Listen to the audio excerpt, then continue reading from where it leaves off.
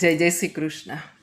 આ મારો ત્રીજો વિડીયો છે સંતાન પ્રાપ્તિનો, કે જે મારી દીકરીઓને લગ્નના ઘણા વર્ષ પછી પણ સંતાન નથી, મને ફોન કરે છે અને મને રસ્તો પૂછે છે. તેમના માટે છે કે મેં આગળ પણ વિડીયો બતાવ્યા છે, તે થઈ શકે તો કરજો. અને સાથે સાથે આ એક ઈલાજ કરજો કે સવારે સ્નાન ધ્યાન કરીને તમારા આંગણે કોઈ મંદિર, શિવાલયની બહાર પીપળાનું વૃક્ષ હોય, એ પીપળા મહારાજનું પૂજન કરવા માટે યથાશક્તિ સામગ્રી લઈને જજો અને તાંબાની લોટીમાં જળ લઈને જજો.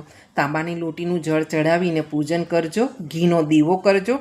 ત્યાં બેસીને ઓમ વમ વિષ્ણવે નમઃ, ઓમ વમ વિષ્ણવે નમઃ આ મંત્ર જાપ કરજો. 1 માળા, 11 માળા, 21 માળા, જે પણ તમારાથી થાય તે. નહીં તો સીધો ને સરળ હરે કૃષ્ણ. કારણ મને એટલી ખબર પડી છે, કૃષ્ણ ક્યારેય પોતાના ભગતને રડતો જોઈ નથી શકતો.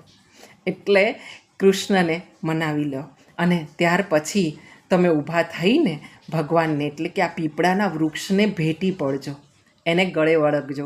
જેમ પોતાના સ્નેહીજનને, કોઈ પ્રિયજનને આપણે વળગીએ છીએ ને, બાથ ભરીએ છીએ ને, એવી રીતે ભેટીને એને પ્રાર્થના કરજો. એને ઉપર માથું મૂકીને, પીપળાના વૃક્ષ પર ભેટીને માથું મૂકીને પ્રાર્થના કરજો કે પ્રભુ, તમારા ભરોસે છું, તમે મને સંતાન પ્રાપ્તિ કરી આપો.